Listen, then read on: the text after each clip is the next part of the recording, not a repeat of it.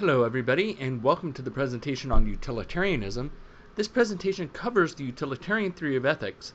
There is a separate presentation that covers objections to utilitarianism, so please make sure you view. As you will recall, we have been using a basic anatomy of an ethical theory to identify the key functional parts of ethical theories we've been looking at.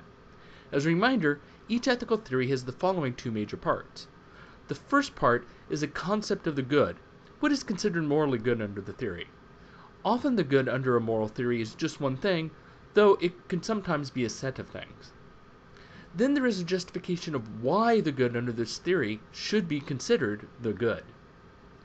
The second part of the method is for figuring out what the good decision, action, attitude, and so forth is. In other words, a methodology for how to be morally good. Then finally, there's usually a justification of this, though sometimes it is pretty straightforward. There are several different types of ethical theories. One common type includes ethical theories that determine whether an act was good or bad by the consequences of that action. These are called consequentialist ethical theories. The most famous type of consequentialism is utilitarianism. And there are several forms of utilitarianism, but we will be focusing primarily on Mill's version. So I will be presenting you with 4 general rules of what is called hedonistic act utilitarianism. That will help you apply the theory. Here is rule 1. Under utilitarianism, only the consequences of our acts or actions matter morally. The word only here should really be stressed. Motivations, dispositions, and so forth do not matter at all morally except insofar as they can affect outcomes. Before moving on to utilitarian theory proper, I'd like to give a thought experiment to get at the intuition behind consequentialist theories in general. So we will engage in a thought experiment here. Before moving on, you should remember that this is a thought experiment. The purpose is to get at our moral intuitions, not to be something that is likely to happen in the real world. If you haven't already, you should read the section of the FAQ that explains the importance of thought experiments and their parallel to scientific experiments. That said, here's the scenario. Imagine that calamity is about to strike. There's a train that is approaching a fork in the rails. On the left side of the fork, call it track A, there is a stalled car containing a family of 4. On the right fork, call it track B, is a stalled school bus carrying 31 people, 30 students and a bus driver. You are standing next to the switch. Now currently, the switch is stuck in the middle. As it is, the train will go off the rails if you do not flip the switch towards track A or track B. If the train does go off the rails, everybody on board the train will die, but the train will not hit the bus or the car. The train, though, is carrying 100 people. If you flip the switch towards the car or bus, only the people in the car or bus will die, whichever is hit. Since the train is so large, the people on board the train will be unscathed. So you are faced with essentially 3 options. You could do nothing and let the train go off the rails, killing everybody on board. You could direct the train to track A towards the car, in which case all 4 people in the car will die, but the people on board the train will be unhurt. Or you could direct the train towards the bus, in which case the 31 people on board the bus will die, but again everybody on the train would be fine. Given your options, what do you decide to do? Have you thought about the question? If not, feel free to pause the presentation to think about it. Have you reached a decision? Given this scenario, there are always a few people who let the train go off the rails. Their moral reasoning is usually that if they flip the switch, they would be killing either 4 people or 31. But if they do nothing, they are not killing anybody on board the train. Instead, they think of themselves as merely letting the people on board the train die, since they were going to die the way things were anyways. Whether or not there is a moral distinction between killing and letting die is a hotly debated topic in ethics, and many issues write on it, such as euthanasia. But that is all we will say about that for the moment. If you are like most people, though, you decided to direct the train towards the car. The moral reasoning for this is usually that, while it is a bad thing to let the people in the car die, it is less bad for 4 people to die than for 31 to die, all other things being equal. One would have to really hate school children to want to direct the train towards the bus. Nobody ever picks that option seriously. Usually when I run this thought experiment in a class of 30 to 50 students, There are one or two who would do nothing and let the train derail, and everybody else directs the train at the car. You're probably doing something more sophisticated here than just counting bodies. You can see this if we change the situation slightly. Let's imagine that it isn't a school bus on the track anymore. Instead, imagine that on the track is a prison transport bus carrying 30 people who have been found guilty of highly recidivistic crimes. Recidivism means that they are likely to do it again. Murder doesn't actually usually fall into this category. Most murderers do not murder again unless they are psychopaths or hitmen. Instead, imagine that the bus is full of people who have been convicted of crimes like rape and arson, which are more likely to be repeated upon release. Imagine that you know something about the people in the car as well. It isn't just an average family of 4 in the car. Instead, the car contains a priest and a nun carrying 2 orphans they are helping. One of the orphans is a genius, and they are both good-natured. Now ask yourself the question again. Which track would you send the train down?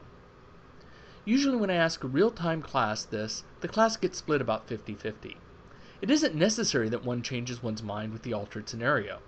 But what is important to note is that you probably feel more likely to send the train down towards the bus, even if that is not the way you chose to go. Why would you be more likely to do so in the second scenario? There's the same number of people in both the bus and the car. Your reasoning probably includes something to do with long-term consequences.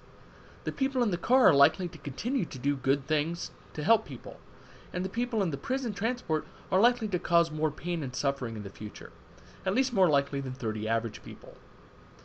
What is important to notice here is the importance of the effects of likely consequences on your moral reasoning.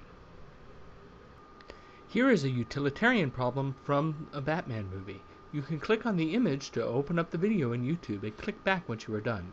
I will count down from 5 to give you a moment to do so. 5, 4, 3, 2, and 1. Okay, now back to utilitarianism. As mentioned, utilitarianism is a type of consequentialist theory.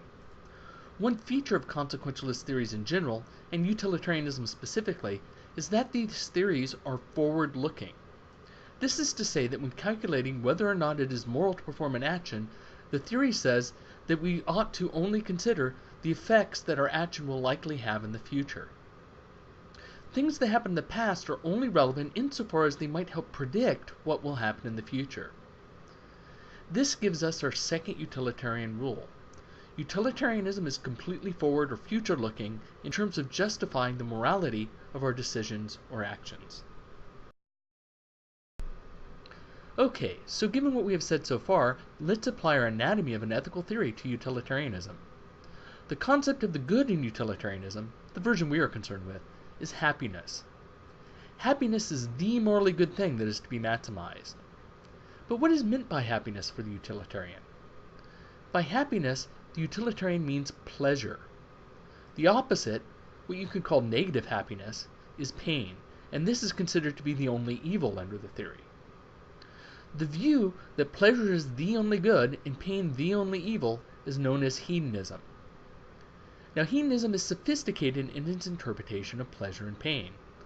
All pleasurable sensations, not just physical ones, count as pleasure. Likewise, anything unpleasant counts as pain. Experiencing things like friendship and love, intellectual fulfillment, and so forth are all very important pleasures under the hedonistic worldview. Hedonism is often misunderstood in modern culture in non-philosophical contexts. Even many intellectuals have criticized hedonism for urging people to live a life of base pleasures, a life of sex, drugs, and rock and roll, if you will. But this is not an accurate portrayal of hedonism.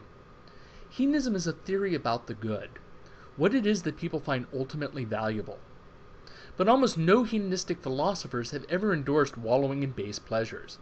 Historically, hedonists say that emotional and intellectual pleasures are the most important, and even encourage temperance of baser physical pleasures because they can lead to more unhappiness down the road or long term, because one might become dependent upon them, addicted to them, or indulge in them to the exclusion of more important pleasures. The hedonism bot of Futurama provides a useful illustration of this misunderstanding in modern culture. If you click on the image, you will be taken to a YouTube link. I will count down from 5 in order to give you a moment to pause the presentation and follow the link. 5, 4, 3, 2, and 1. Now back to utilitarianism. Utilitarianism in ethics refers to any theory that tries to maximize some type of good consequence. As mentioned before, there are several types of utilitarian ethical theories. One might try to maximize freedom of choice, or beauty, or any number of other things. For the remainder of this discussion, however, utilitarianism will refer exclusively to the most common kind of utilitarianism, hedonistic act utilitarianism, in which happiness, to be understood as pleasure, is the good that is to be maximized.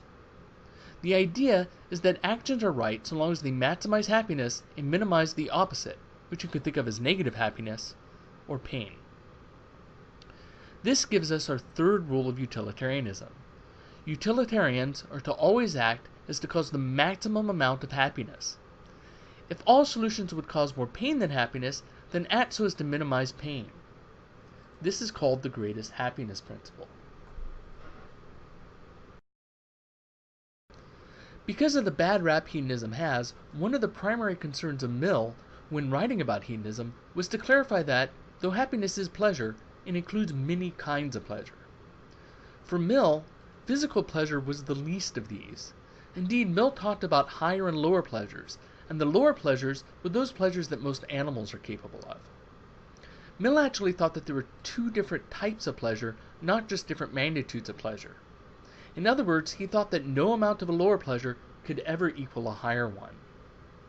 Not all utilitarians who say that the good is pleasure agree with this, however, and many say that higher pleasures are not different in kind, but just different in how much pleasure they produce long term. In other words, higher pleasures just pack more of a punch in terms of intensity or duration. Bentham, generally considered to be the founder of utilitarianism, thought of it this way. We will be discussing hedonistic act utilitarianism as if pleasure was only of one kind, but of different magnitudes. But once you understand it this way, it would be easy enough to shift into thinking about multiple types of pleasures. So, though I have emphasized this already, it is important to understand that, for the utilitarian, social pleasures such as love, having a good friendship, pleasure from helping others, and so forth, are considered pleasures every bit as much as eating a tasty meal or sexual pleasures. Now, remember the importance of justifications in ethics. We have so far discussed what the good is under the theory of utilitarianism, but we haven't said why. So why does the utilitarian think that pleasure is the ultimate good? To help you understand why, please take out a pen or pencil and piece of paper, or just boot up Notepad or some other text editor. I want you to do another little thought experiment with me. Okay, here we go. First, think of something that you really want and write that down on the page. Hit pause to give yourself time to do this. You can imagine you can have anything you want. Pretend you had a magic genie, but with only one wish. And of course, don't wish for something like more wishes or to have the power of a genie yourself. I will delay for 5 seconds so that you can pause the presentation in order to do this. 5, 4, 3, 2, and 1. Okay, now, in another sentence or two, explain why it is that you want the things that you wrote down in step 1. Like this, I want X because of blank. You might have to list a couple of reasons. Please pause the presentation while you do this. I'll wait. I'll even count down from 5 to give you a chance to do so. 5, 4, 3, 2, and 1. Okay, you should have now completed steps 1 and 2. In step 2, you wrote down why you wanted the thing, event, and so forth that you wrote down in step 1. If you have done the assignment, you have listed one or more things now in step 2. Next, pause the presentation again and write down why you want the things you wrote down in step 2. Why is it valuable? Why do you want that? Again, I'll pause for you to do so. 5, 4, 3, 2, and 1. Okay, once you've finished with that, continue this last step over and over again. Each time, write down why you want the things in the line above. and do this over and over until you reach a point where you can no longer give an explanation of why you want the thing that you wrote down in the previous step. Again, I'll pause to give you a chance to pause the presentation in order to do this. 5, 4, 3, 2, and 1. At this point, you should have listed the first thing you wanted, why you wanted it, and why you want the thing that made you want the first thing, and so on until you came to something that you want but which you could not justify in terms of other wants. In other words, you should have come to something that you want for its own sake, and not for the sake of getting or achieving something else. A possible example. Suppose that you said you wanted to win the lottery. Why? Because you want to be independently wealthy. But why? Because being wealthy would give you more free time. Why does that matter?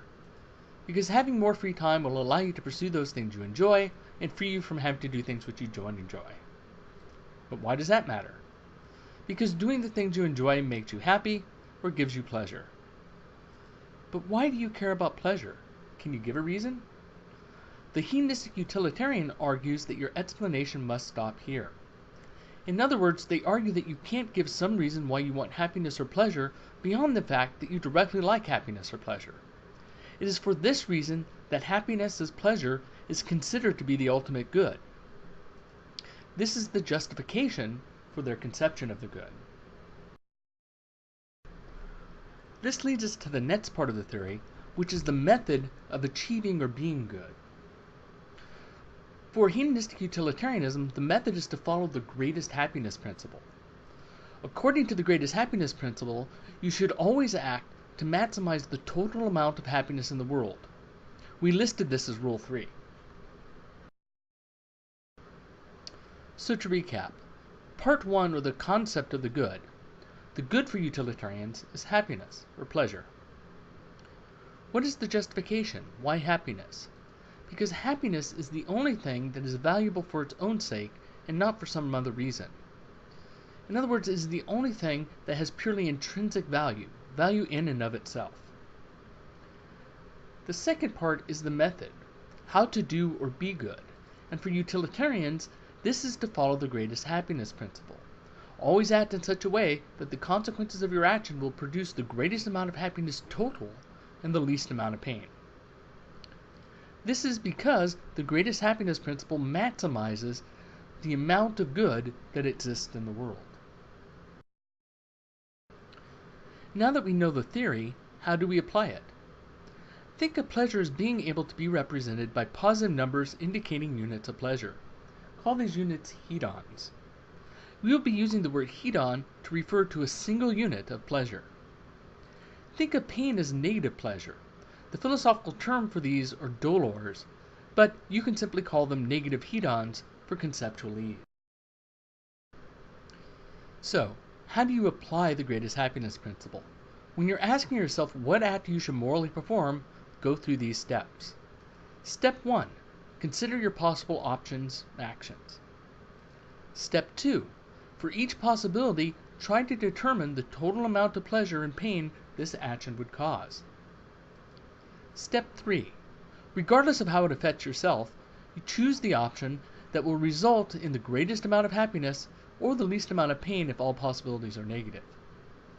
This gives us the fourth rule of utilitarianism. For utilitarians, the pleasure of every person counts equally. The greatest happiness principle is not designed to maximize your own happiness, but the total amount of happiness in the world. The reasoning is that happiness is the ultimate good, not just for yourself, but for all persons. Your hedons count for no more and no less than any other hedons produced by any other feeling being. Therefore, all your actions should be aimed at maximizing the total amount of pleasure or good in the world. In other words, if you do not act to maximize pleasure, then you are choosing a world with less good over a world with more good, and this would be immoral. Let's try to use this in a calculation. We will consider whether or not capital punishment for murderers is moral. That is to say, instead of life in prison with no possibility of parole. So here's one interpretation of the values that might be applied. Keep in mind that the values you choose on your scale could be different so long as they stay reasonably relative to one another. So if a painful death is minus 1,000 hedons, then breaking a leg shouldn't be minus 200 because one would probably prefer to break one's leg 5 times to having a painful death. We have two columns, to use capital punishment or not to use it. So let's compare. We said the suffering of the executed was minus 1,000 hedons. If you don't have the death penalty, the convict is not killed. So no hedons are lost. Under use, we also have satisfaction of the victim's family, plus 50 hedons per family member, and say that there are 4 family members on average, so call that plus 200 hedons. There's no such satisfaction if there is no execution. So there are no hedons associated for this factor if there is no use of the death penalty. However, one should immediately consider that the family of the executed individual will be saddened at the loss of a family member as well. This might be more extreme because the death of a murderer doesn't bring back a victim to life for the murder victim's family, but the murderer's family is actually losing a loved one. For the sake of argument here, let's just say that they're equal. Again, 4 family members at 50, call it minus 200 hedons. There's no loss for not having it. With the death penalty, there's no possibility that the convict will escape and murder again, so that would count for something. Now, a death, we said, was minus 1,000, but the odds of a convict escaping and then killing again are very, very slim. Remember that you need to divide the value of something by the likelihood of the consequence occurring. So the odds of somebody escaping are, let's say, 1 out of 1,000, and they're probably much worse than this. So not using the death penalty only carries a minus 1 hedon penalty. The biggest consequentialist reason usually given for the death penalty is the argument that deters other potential murderers. Let's suppose that executing one person would deter 2 future murderers. This is a questionable assumption, as we will see in the death penalty section, but let's assume that it's true for now. Then that would mean that not using the death penalty would carry minus 2,000 hedons because of those deaths. So using the death penalty has a value of a negative 1,000 hedons, while not using it has a value of negative 2,001 hedons. The result then is that we should use the death penalty. It is important to note, though, that the calculation would go differently with different assumptions, and that 2 utilitarians who disagree could be brought into agreement through empirical research. This is one nice thing about utilitarianism. Utilitarians who disagree about a course of action agree on the principles to be served. What they disagree on is the resulting consequences of that action. This can often be resolved through scientific measurement. Once they figure out what the likely consequences are, then they can often be brought into agreement as to what action will bring about the most total happiness. So, given that point, here is another interpretation of how a utilitarian might evaluate the death penalty. Let's assume that it turns out that the death penalty doesn't deter any murderers, and also that it doesn't promote any murders. This red line here indicates this important change. Notice how the balance of the totals has now shifted. The total hedon value for using the death penalty is still negative 1,000. But the hedon value for not using it is only negative 1. In this case, the death penalty should not be used. Once it is determined whether the death penalty deters or not, utilitarians who disagreed because of this part of the calculation could be brought into agreement. It is also important to note here that if you were working out the utilitarian considerations for the death penalty for real, there is much more you can consider. A utilitarian would consider everything she could. This might include the cost of the death penalty, the cost for life in prison without parole, whether family members suffer more from an ongoing set of trials for the death penalty than they would if the convict were just locked up without parole, and many other consequences. Notice that for utilitarians, what is right or wrong depends largely upon what the circumstances are. Thus, while utilitarians have a moral principle that they always apply, the greatest happiness principle, the theory is relativistic in that the situation surrounding the moral decision itself is important for determining if an act is right or wrong. This is because situations alter likely consequences or results. For example, a utilitarian might hold that it's almost always wrong to lie because it causes more unhappiness than happiness, but still hold that it would be acceptable to lie in order to save the life of another person or in some way prevent a great deal of pain. Absolutist theories, such as Kant's, who we'll be looking at later, say that if lying is wrong, then it is wrong under all circumstances. Thus, one notable point about utilitarianism is that good or bad, right or wrong, can largely depend upon the circumstances under which you are making your decision or performing your action, as opposed to just the decision or action itself. There's a bit more to say about hedons. You would have noticed that in the capital punishment examples, numbers were applied to the different consequences that are likely to result from an action. But how do you know what number to assign?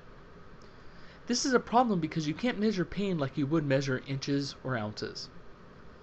But while exactness might be impossible, the utilitarian would argue that you can make good estimations by using reasoning, empathy, and experience, and consider pleasures and pains relative to one another. For example, you might build a scale like this in your head. The idea is that your scale should be consistent in terms of how the values relate to one another. Some people might disagree about whether a tasty snack is worth more hedons than a decent TV show, or whether a bee sting is worse than a stubbed toe.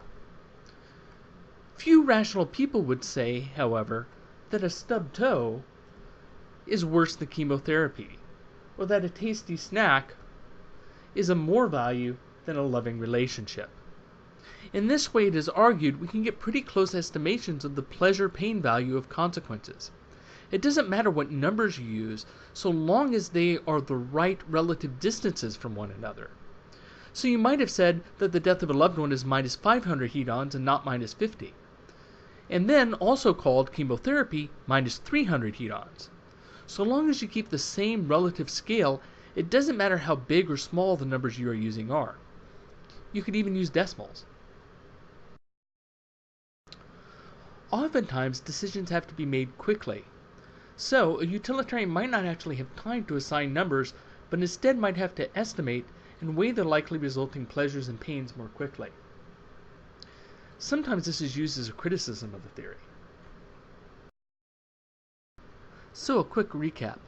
All ethical theories have a concept of the good and a methodology for achieving that concept of the good.